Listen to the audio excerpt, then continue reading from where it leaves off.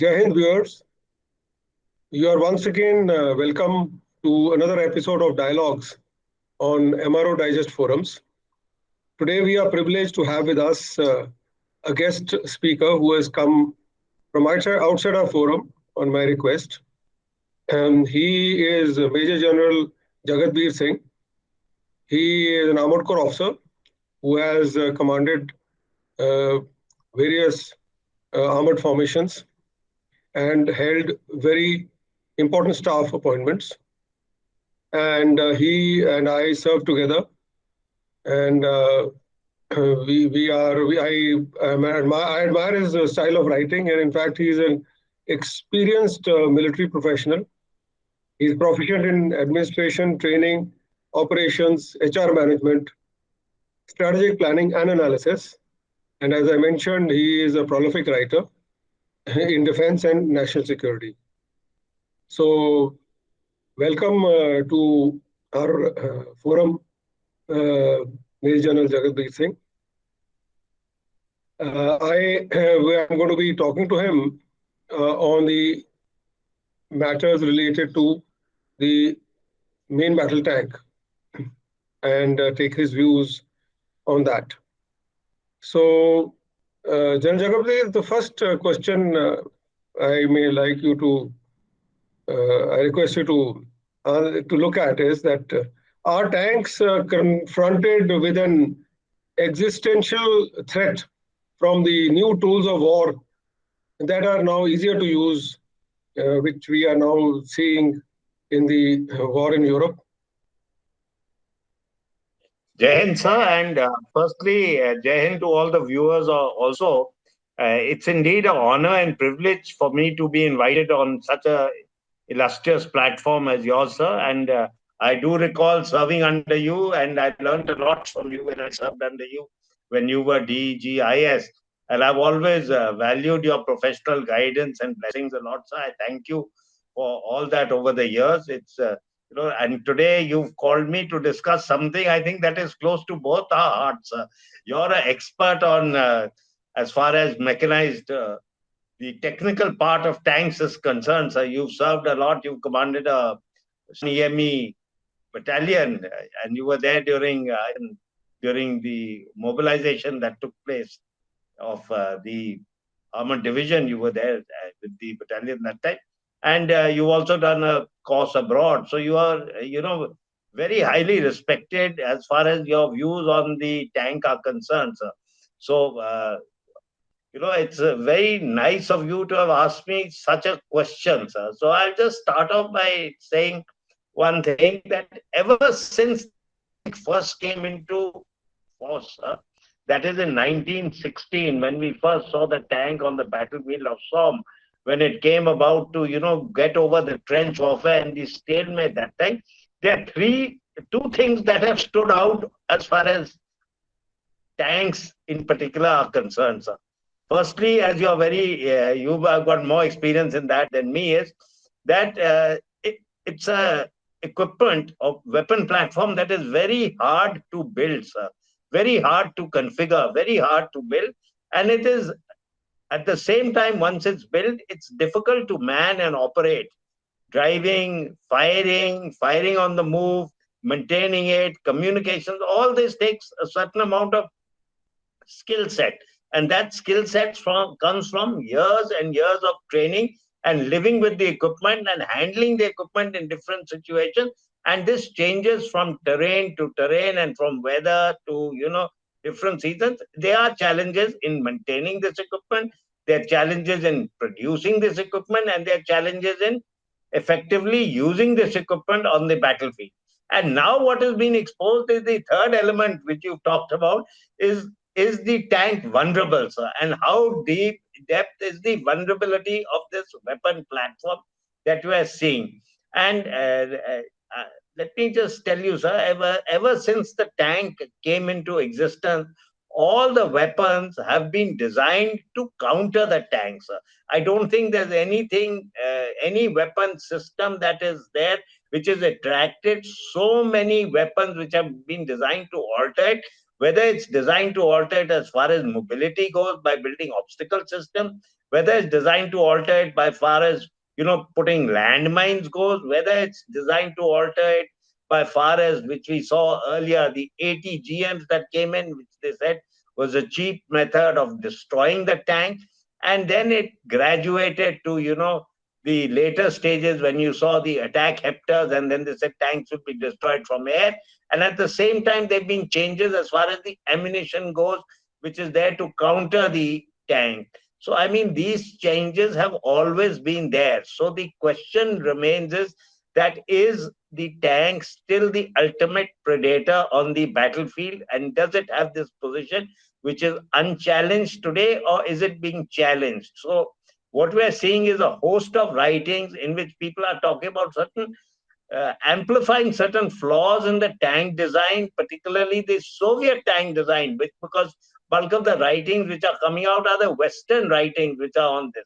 So they're amplifying certain flaws in the Soviet tank design, and at the same time, they also there what we have seen in the wars are certain lacunas, or I wouldn't say lacunas, certain things which we discuss later is the tactics and the techniques followed and the procedures followed by utilizing this equipment. So this is what I say, that there are limits, but can we continue to see the utility of the tank? And I feel the utility of the tank is there. Yes, people are saying that it's facing an existential threat, but to be very honest with you, it has three things that stand out. And the first thing is the protection, which is the armor protection. The second thing is its mobility, the ability to move.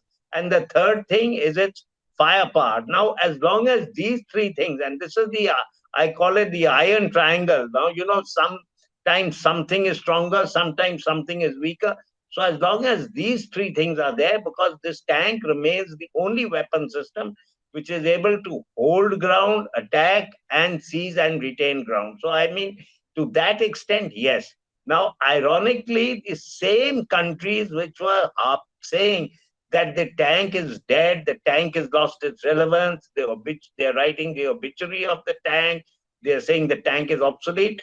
These same countries had actually gone about in reducing their own inventory of armor, vehicles, and mechanized equipment is concerned. And when they were faced with the Russian armor which went in, which was not utilized in the manner it was meant to be utilized, these flaws came out. And as I said, they amplified certain failings as far as the Soviet tank design goes. But till today, I don't think that there's any weapon platform which can replace the tank in totality. You can try by any other means, but at the same time, I say the tank has also got its vulnerabilities. So the tank, to overcome the vulnerabilities, has to function and operate as part of a larger system. And the larger system, which in our army started from the lowest being the combat team, graduated to the combat group, went up to combat command, and then finally the armored division. So they operate as part of an all-arms team concept. And when you operate in such a concept, then certain vulnerabilities of yours get nullified. So this is what I want to say. Now, people also talked of vulnerabilities of the tank, and they talked about the threat during the Azerbaijan-Armenian conflict, when a large number of tanks from Armenia were knocked down by Turkish Bakhtiar drones. So that was also a thing. They said now the threat is from drones, and you have an unmanned system which costs far less, and the cost of tanks is going up. It's almost $20 million vis-a-vis a fighter aircraft, which is about $80 million. So you have this thing, and they're saying that cheap weapons can destroy this.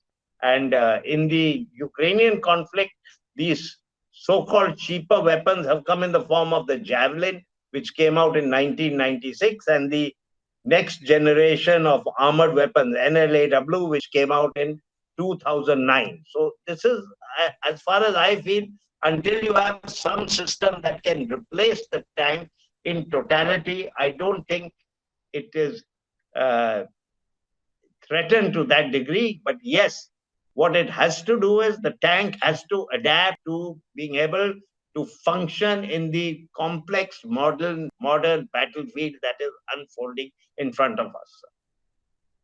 Yeah, that's you bring out a very large number of very important points. See, what you said makes the fact that everybody wants tanks means that obviously they are they are indispensable on the battlefield. And the second aspect is that as far as the Russian equipment is concerned, we are aware that they were looking at getting some element of protection by lowering the silhouette of the tank. So, and as a result, it was like their main battle tank, which we are also using, is like a lighter tonnage. On the other hand, Western tanks tend to be heavier because they are looking at protection. But over there also, the protection is really coming up in the frontal arc because they are looking at tank to tank situation. And for many years, we have been hearing about top attack, etc. So now what's happened is with these drones coming in, and a different, the amount of earlier top attack which was possible was limited, but now it's become proliferated to an extent where I think maybe some amount of additional protection is needed. So to that extent, may I have your views on the efficacy of the active protection systems, and how do you see the future of improving the protection of tanks from such new weapons? So that's a wonderful question, sir. And I mean, that's absolutely, you've touched on something that is very important, sir. But my first issue regarding this, sir, is that yes, the future lies in active protection system. And the first time we saw the active protection system actually come out was when the Israelis confronted, their tanks were employed in Lebanon, and they confronted the Intifada there, and they had no option but to go in for some sort of protection, which was a active protection system. Now, even an active protection system is in two types. You can have a soft kill active protection system, and you can have a hard kill active protection system. So you have the Shotra, which is the Russian. You have the Trophy, which was the Israelis, and you have the Arena, which is the again the Russian system. But unfortunately or fortunately, we've not seen any of these active protection systems being used in the Ukrainian conflict. And what we are seeing is very crude manner of carrying out some sort of protection, and that is by making some sort of cages which are on top of these on top of the turret, which is they feel will act as standoff. So normally what we also have, as you're privy to, sir, we have certain amount of ERA panels which are strapped onto the tank. Now, we have not seen the effect of that, the reactive, panels which are taking place as far as the conflict goes in Ukraine is concerned. But at the same time, what you brought out earlier is a very important point. And that point was that you said that the frontal arc was the most well protected. And the frontal arc lay in the front glacis plate of the tank, sir. And that front glacis plate was the thickest portion of the tank, and it was also sloped at a particular angle. And that angle, they said, was so strong that it would not allow the penetration to take place of an AP round, particularly, or any missile that was fired at it, ATGM that was fired at it. But now, with the development taking place, the tank cannot have 360 degrees front glacier protection all around, sir. So now the weakness of the tank which is being exposed is the top attack, what you brought out. That is, the turret is weak, sir. Earlier, another portion of the tank which was weak was the side on top of the tracks, the HUD, that side, the side of the tank. But that is not targeted to that degree, but what is being targeted now is the turret. And so this these APS and all can act against the electronic signals that are coming against this. So this is a necessity of the new system to protect the tank from incoming projectiles that has been felt due to a multitude of new weapon systems. But I feel finally you may have to go in for that, or you may have to adapt something, but the cost is also something that has to be borne in mind. Because anything to do with tank design, you are more familiar with that than I am, sir. And there are two, three things which are concerned. One you actually brought out when you hinted, when you talked about, is the weight. Now, more systems you built into the tank, the weight goes up. The minute the weight goes up, then you need a more powerful engine to power that tank. Now, the Challenger is almost touching 74 plus tons, whereas the T72s, T90s, which we operate, are in the range of about 42 to 45 tons. And you rightly brought out that one of the reasons they did that was the silhouette. And the other reason they did that was they were able to do that was they were able to reduce one member of the crew. So instead of having a four-man crew, they came down to a three-man crew. But the minute they came down to a three-man crew, they had to incorporate what is known as the autoloader and add a system in the turret on the fighting compartment where they load the rounds. And this is the flaw which is being talked about, which is called by the Wall Street Journal called it the jack in the box design. And they said this is being targeted. And when this explodes, the entire crew dies. And this is what they've been pointing out. But I feel, sir, that ultimately you have to balance out the three things what we talked about initially: mobility, firepower, and protection. And because you cannot have such a heavy tank which cannot move, because then it's more susceptible to be picked up.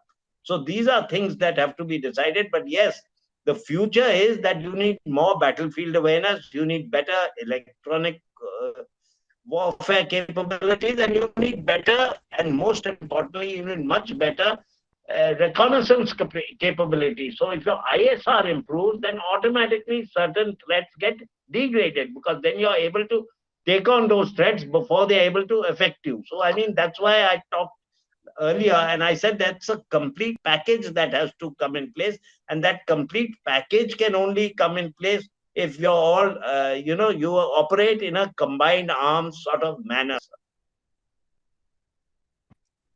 Yeah, what you say, actually, this is you've given the full spectrum of issues which are confronting the tank in the present scenario and how they need to be addressed. And certainly, this actual protection system does suggest itself. The aspect of the uh, T series tanks, they are having the fact that they have the carousel and the autoloaders are there. And if you look at the way in which the Western tanks are designed, they normally tend to put their ammunition into the bustle. So what happens there is that that is sort of protection for the crew, but they are not going in for autoloaders, and they are still carrying on with a four-man crew. Yeah, so, but heavier tanks, better protected, albeit in the frontal arc. So they are also to some extent, exposed to attack from the top. So that still remains an issue. So I have a feeling that the tank designers have got a lot of thinking to do now as to what to come up with so that we can have, a different level of protection and also design a tank which is, which can take a hit and still carry on. Because if that happens, like it has happened in the past, then it becomes literally unstoppable. So Absolutely, sir. absolutely. So that's what brings me to the next question: is that in your view, is there there's so many detractors of the tank are there, but in your view, is there any other weapon system which may match the tank in its firepower, mobility, and protection? So right now, there's no weapon system that comes anywhere close to the tank, which combines all these three together, sir. So if you look at any weapon system, if their weapon systems have certain advantages in something and certain disadvantages in the other. So you start from the top. So you start from attack hectors. So look at the advantages the attack hector has. The attack hector has the ability to move fast. It has the ability to engage from the air. It has the ability to destroy targets. But does it have its protection? No. Does it have ability to hold ground? No. Does it have its particular staying power? The answer is no. So it is also vulnerable to weapon systems which are AD weapon systems which are fired against it. It is vulnerable to other attack vectors. Next, you come to artillery. Artillery has bigger bores than us. It's also a certain amount of mobility, but there is absolutely no protection to a 155 mm gun. So the ranges may be more, the caliber may be more, the other aspects it may be there, but it's more of an indirect firing weapon, not a direct firing weapon.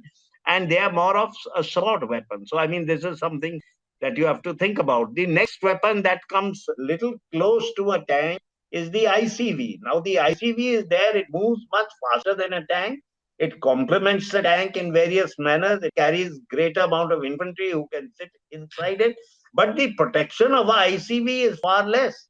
So it lacks the protection. The firepower of ICV is only 30 versus 125 So I mean, this is the so if you go for perfection, I don't think you match perfection in all three aspects of mobility, firepower, and protection. And now people are talking of things which are beyond mobility, firepower, and protection, and they talk of lethality. What is the ammunition penetration which is there?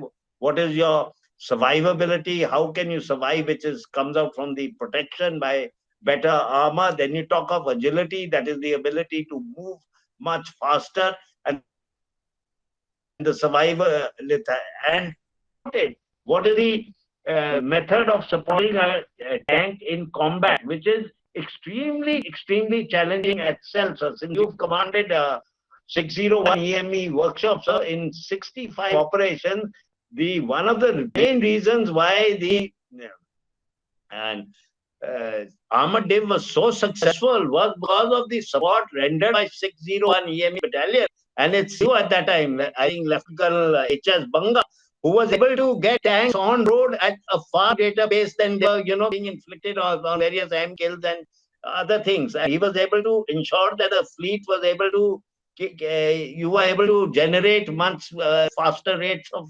equipment. So, I mean, that's one thing I'd like to say. So, I mean, sustenance today, be it logistics, be it the spares, be it the maintenance, be it the repairs, all that also makes a big difference in running and ensuring that this weapon system of yours is functioning and it's at its optimum. So that's why I said you should never look at anything in isolation. You have to look at the whole gambit, and everybody plays a part in the ensuring a success of an operation. So you can't downplay anybody's roles.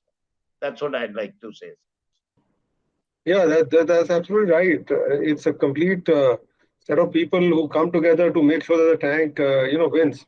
So that, of course, now when we have seen in the past wars also, when we look at it, and variety of new, tactics and methodologies of employing the tanks in battle, they kept changing, and now in response to, the sort of attack they were confronting or the situation in the battlefield. Now, what is now developing, you see now in the latest the war in Europe and the employment of tanks there, and though it is in a particular different manner, but over there, from there, what lessons can be drawn, and do you feel that in the new environment where the threats are coming from a variety of directions, can training and tactics in employing tanks can in some way protect the tanks better? From these threats by better skills, better training, better utilization of tanks on the battlefield? Sir, absolutely right, sir. I don't think you could have summed it up better than what you said, sir.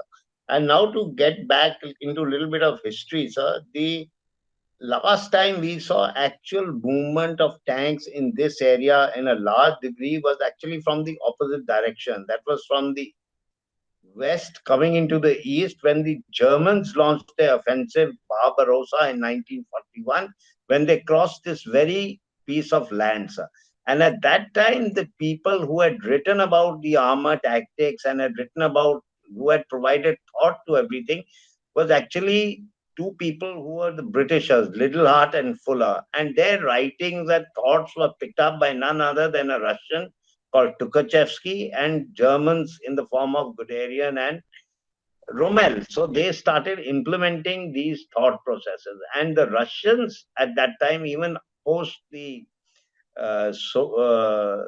World War II, they talked a lot about what is called the they call the OMG, which is the Operational Maneuver Group, which basically is the same thing which Richard Simkin wrote about in great degree in his book called Race to the Swift, when he discussed this entire plethora of, how the armor can be the decisive arm and how mechanized forces can create, the conditions for success on any battlefield. And in that, certain things stood out. And one of the things I've talked about is combined arms.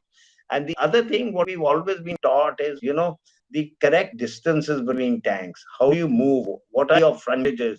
How you spread out? How do you capture? Now, what you saw as far as images go, you saw tanks one behind the other. You saw a 64-kilometer line of A vehicles which are heading towards Kiev in the month of March, and that got stuck for whatever reason it was. Now, this sort of thing, whether it was the marshy area on either side and they were restricted to the road, but these are the things that stood out. Now, none of these tactics are actually used as far as our army is concerned.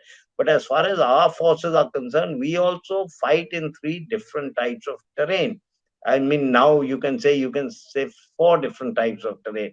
So you fight in the developed terrain, you fight in the semi-developed terrain, and you fight in the desert terrain. And now you started employing tanks, which you've done quite successfully in a manner in which you place them in the mountains, both in eastern Ladakh as well as in Sikkim. And incidentally, the first sort of tanks that went to J&K were in 1948 when Zojila was captured by the tanks of 7th Cavalry. And in 1962, we flew in the AMX light tanks into Chashul, which that time was by 20th Lancers Major A.K. Devan. Later on, he became Major General and he got his Veer Chakra that time.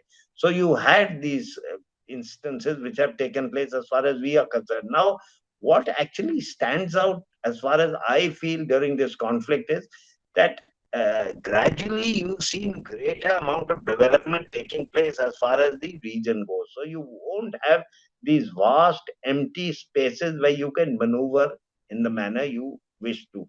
Everyone had talked of maneuver warfare. Everyone had talked of hooks. Everyone had talked of outflanking.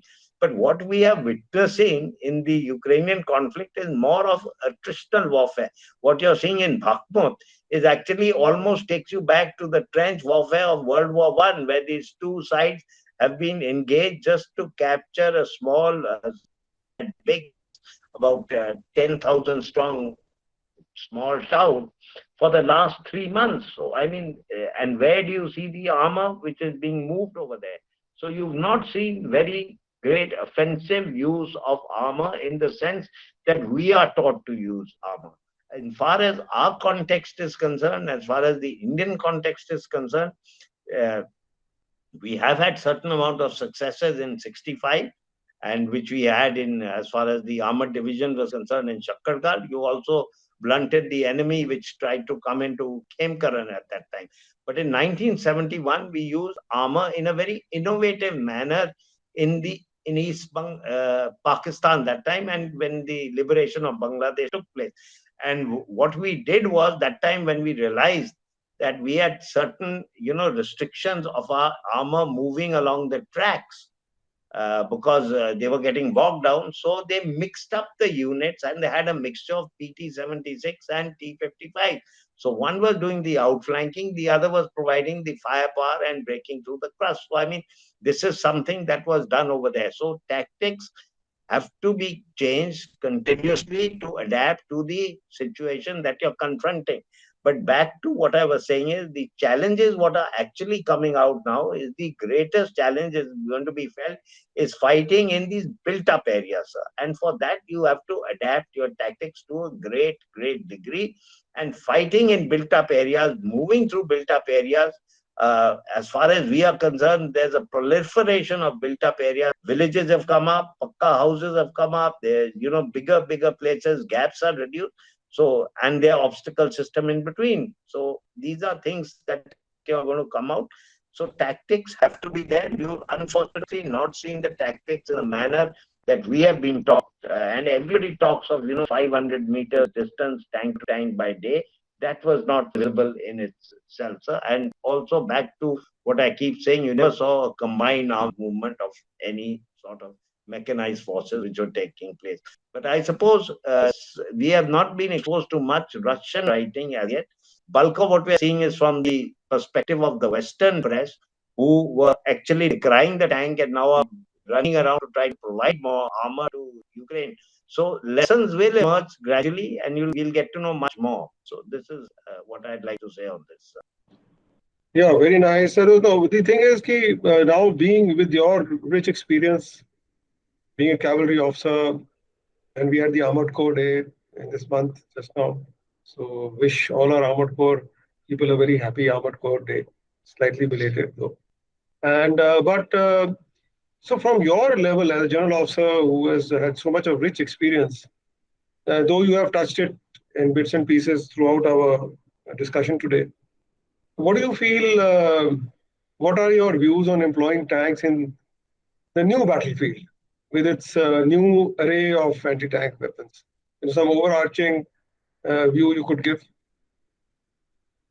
So I feel employing tanks in a new battlefield is environment is inevitable, sir.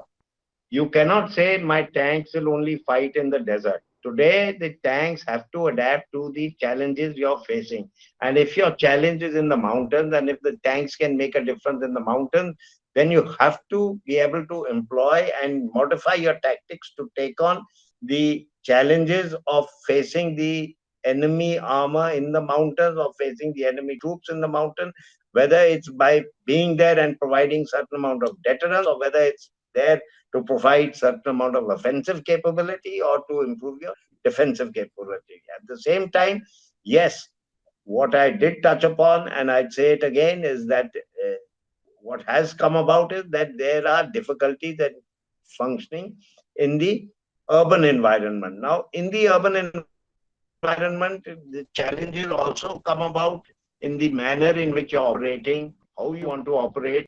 Are you going all out? Are you just flattening everything ahead of you, which is becoming more and more difficult? Earlier days, what used to be done? There was heavy engagement from the air, heavy engagement from artillery. Then the tanks would, get in, and then the infantry would finally, go and mop up the area, and that was how it's being done. But today, with the, in say any conflict, this may not be possible. So you're also countering a local civilian population. So how do you overcome the challenges of that? Then, as I said, the distances for you in the narrow streets are there. So you have to adapt to that. So do you go into a town? Do you position yourself outside a town and prevent others from coming into a town? Do you position yourself in a certain manner that you put pressure on the enemy to succumb? I mean, these are all the things that has to be seen. Do you open another front up where you feel that, that's where you can get success and divert the enemy and then create space for other forces to move in? I mean, these challenges are always there. But as I said, and I'll continue to maintain, as long as the tanks are in your inventory, as far as any used in open desert spaces versus another tank. So the tank has to be there to counter whatever the enemy puts in front of you. And that's what we have to be prepared for. We have to modify our tactics for, and we have to rise to the challenges to remain relevant in that battlefield. And that's what I feel is most important. Relevance in the battlefield today has to be there. So as far as the mechanized forces are concerned, and I won't just say tanks, I'll say the entire gambit of mechanized forces, which will be there. But like you very correctly brought out, you see the tanks are Yeah, facing that's challenges from technology, tanks are facing challenges from tactics, tanks are facing challenges from all sorts of things. So, how do you adapt? That is our challenge, which is there, sir. yes, no doubt about it. And in fact, you use the word inventory, which brings to mind that any country, like we are also tank producing country. So now, from the lessons which are being learned from the recent war, um, it emerges that we have to be able to produce these machines in large numbers in the event of a conflict. And so, to that extent, I wanted to discuss with you this issue about how to bring about a new tank into the inventory. And there are two ways of looking at it. The aspect is that whether you build everything, design everything yourself, or you design a tank and then you integrate various systems into it. So, what are your views on that? May I Sir, know? to be very honest with you, sir, you're far greater an expert on this issue than I am, sir. So, I mean, I'd like to hear your views on this very important subject. But I'd just like to say one thing, sir, that we have been involved in tank manufacture from a long time. And we also have been involved in tank design. And thing is that we have the Arjun to show for it. But you're also well aware of how the Arjun came about, how many years it took for it to form part of our inventory. There are only two regiments of that today. And at the same time, we are also aware of what are the parts which we were able to manufacture and design entirely on our own, and what we had to pick up from somebody else and integrate in that tank to make that a complete system. Today, any tank you get, there are certain flaws, there are certain weaknesses. And to be very honest, if you go back in the long time, in 1965, when we realized that there were problems as far as our holding of equipment is concerned, and the sanctions were put on, I mean, the US put sanctions on India. And at that time, we were holding Shermans and we were holding Centurions. One was a American tank and one was the British tank. We fought 65 with this configuration.